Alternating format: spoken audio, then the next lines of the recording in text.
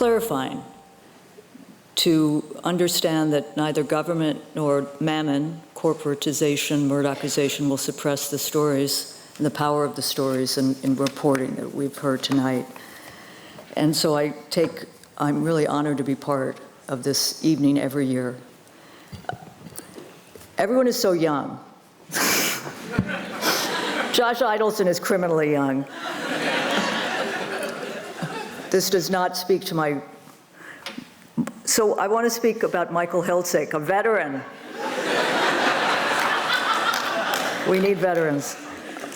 In 2023, Michael Hiltzik devoted a sizable share of his more than 150 Los Angeles columns to reporting on the roots of the disinformation epidemic in science and beyond, exploring the nature of the lies, laying bare the tactics of the powerful vested interest, and correcting, debunking, and refuting the fabrications. In this age of spin, spoken mirrors, gaslighting, we're often beset, I speak for myself, with a sense of unreality, a feeling that everything is in flux, uncertain, and manipulated. But Michael Hiltzik's writing recenters us in hard data and sound arguments. He's been a consistent advocate for working people. He was covering the UAW strike before most commentators realized its significance. He never missed an opportunity to educate readers about Social Security and deflate the facile pseudo-economic talking points conservatives and some neoliberal Democrats trot out to tarnish a critical program keeping millions of American seniors out of poverty. And it's earned benefits, not entitlements.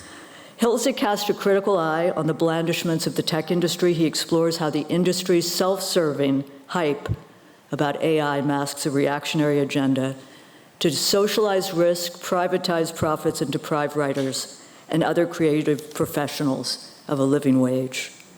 In 2023, he emphasized the connections between the demands of the striking Hollywood writers and the predatory agenda of big AI.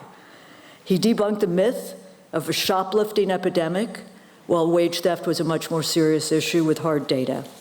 He held conspiracy theories about the origins of COVID-19 up to rigorous scrutiny and educated the public about the hard science behind vaccines and the vested, powerful interests trying to shake their belief in medical science for political gain. Hiltzik also celebrates wins where he sees them, and there are wins. We've heard about it tonight, and the impact of much of the Hillman reporting that's being honored is really extraordinary. Proclaiming, as he did, 2023 the year of comeuppance for billionaires, culture warriors, crypto, and corporate management. He's resurrected the FCC's resurrection of net neutrality. I love his column on the backlash to public subsidies for oligarchical sports stadiums and the rethinking of California water rights to stave off salmon extinction. We are very proud, the Hillman is, to honor Michael Hiltzik with the 2024 Hillman Prize for Opinion and Analysis Journalism. I'm humbled to be among my colleagues who are fellow recipients tonight, and also to be part of the history of the Hillman Prizes. It's just an extraordinary honor. And I suppose that among the others I should be thanking tonight are those most responsible for giving me the material that I've been writing about. And of course, I'm talking about the charlatans, the hypocrites, and just plain old liars who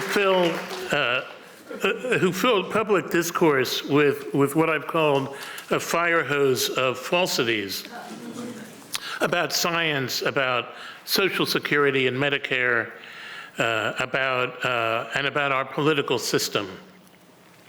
The Bobby Kennedy Jr.'s, the Ron DeSantis's, and Greg Abbott's.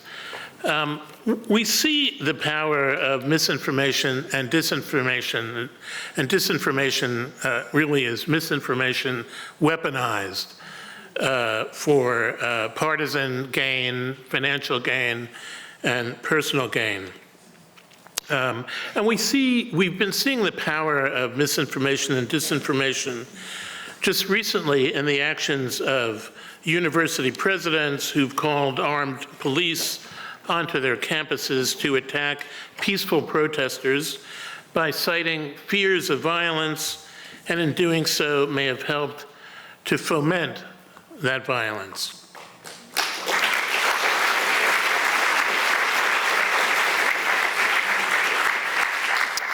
As journalists, we simply can't ignore this phenomenon. We have to confront it face to face.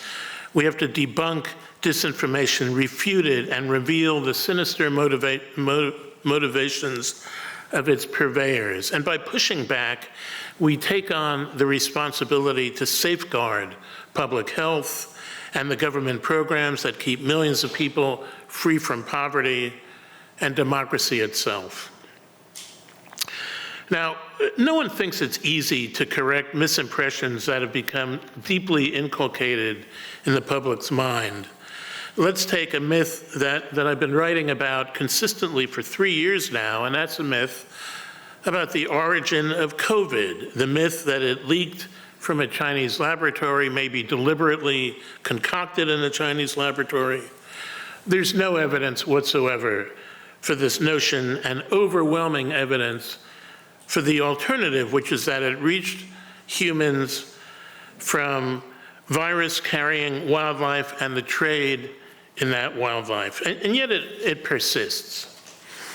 Why must we fight this? It's because if we don't have an accurate understanding of the cause of this pandemic, we will be unarmed when the next pandemic comes, as it inevitably will. So let me just say that there's never a shortage of grifters and manipulators intent on exploiting public confusion to their own advantage, and they must be our targets. And why do they spend so much energy attacking science and scientists, by the way? It's because science is a myth buster. It thwarts the narratives of liars who always prosper when science doesn't get a veto. It's our job as journalists to see that science does get a veto, that judges and election experts get their vetoes of myths about the last election, and that advocates for seniors and indeed for all workers get their vetoes against the myths that we hear constantly about the health of programs that help ordinary Americans to keep them out of poverty, not just help the wealthy. So that being said, once again, my thanks to the Hillman Foundation and the judges for recognizing the importance and the value of this effort.